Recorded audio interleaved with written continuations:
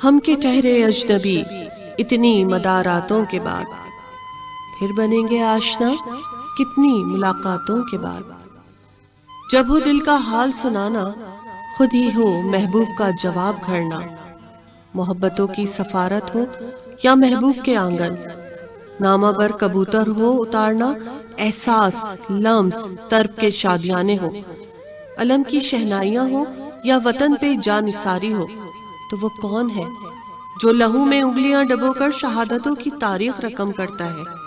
جب شام ڈھلتی ہے تو غریبوں کا نوحہ کس زباں کس صنف میں شمار ہوتا ہے؟ لطیف پیرائے، دلکش اسلوب، کمر کا خم، ہرن آہو، غزال چشم، اور پھر کوئی کہے غزالاں تم تو واقف ہو کہو مجنوں کے مرنے کی دوانا مر گیا، آخر کو ویرانہ یہ کیا گزری۔ شاعری نہ ہو تو تہذیب کہاں ہوتی ہے، تکلفات کہاں ملتے ہیں، نوازشات کہاں ہوتی ہیں؟ اے شاعری تیرا صد شکر، ہم بھی کے کہہ گئے کچھ انکہی۔ شاعری کا عالمی دن ضرور ہے، مگر صرف ایک دن انصاف نہیں، ہر لمحہ شاعری کا دورہ ہے۔ شاعری کا عالمی دن منانے کا مقصد شاعروں کی حوصلہ افزائی کرنا، شاعری کے معاشرے پر اثرات، شاعری کا معاشرے کی اصلاح کے لیے کردار کا مطالعہ کرنا ہے۔ اس دن اپنی پسندیدہ شاعری کا مطالعہ اور موازنہ کیا جاتا ہے۔ یہ دن دنیا بھر میں 1999 سے ہر سال 21 مارچ کو منایا جاتا ہے۔ لفظ شاعری کا مفہوم ہے موضوع الفاظ میں کسی واقعہ، حادثہ، کیفیت، نظریہ، ماضی، حال، مستقبل وغیرہ کو اپنے بیان کرنا۔ شاعری کہتے ہیں جاننے، پہچاننے، واقفیت کو، اس میں دو مصرے ہوتے ہیں۔ شاعر معاشرے کا حساس فرد ہوتا ہے۔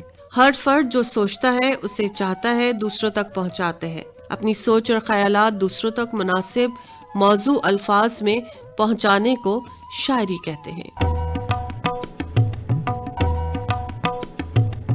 عشرت علی خان معروف ادبی شخصیت شاعری کو احساس و جذبات کے اظہار کا بہترین ذریعہ قرار دیتے ہیں۔ شاعری کیا ہے؟ دلی جذبات کا اظہار ہے۔ دل اگر بیکار ہے تو شاعری بیکار ہے۔ جس طرح موسیقی میں سر اور تال کا لحاظ رکھا جاتا ہے، اسی طرح شاعری میں خیال اور اوزان ضروری ہیں۔ شاعری میں الفاظ کے حرکات و سکنات کے تعین سے وزن کی تشکیل ہوتی ہے، جو کہ بہت ضروری شے ہے کہ اگر وزن نہ ہوگا تو یہ نثر ہو جائے گی۔ وزن کے ساتھ حسن خیالات اور موضوع الفاظ شاعری کو جنم دیتے ہیں۔ شاعری سرور کی حالت اور نثر بیداری کی علامت ہے۔ شاعری زبان کا لطیف مگر ماہرانہ عمل ہے۔ گویا ہم کہہ سکتے ہیں کہ شاعری لفظی صنائی ہے۔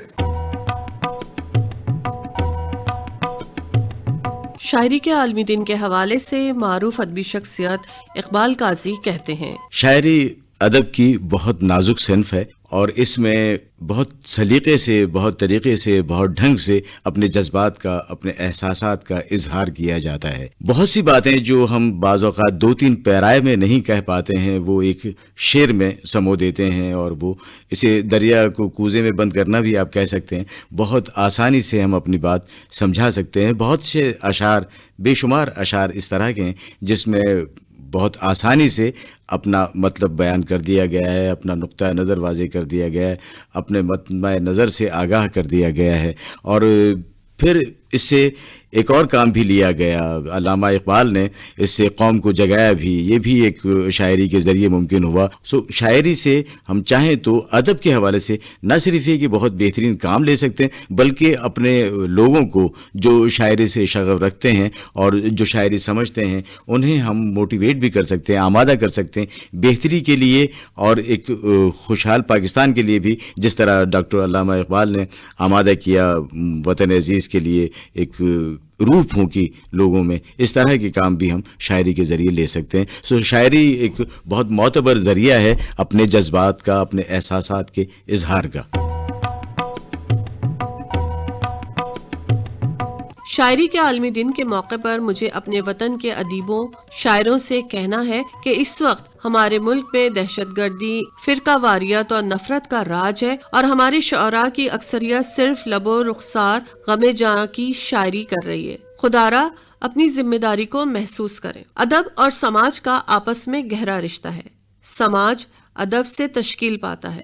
اردو کے شعراء میں جو مقام شبلی حالی اقبال کو ملا اسی سبب سے ملا۔ ہم یہ نہیں کہہ رہے کہ رومانوی شاعری نہ کی جائے، بلکہ ہم یہ کہہ رہے ہیں کہ موجودہ عہد کو سامنے رکھ کر اس کے مسائل پر بھی شاعری کی جائے۔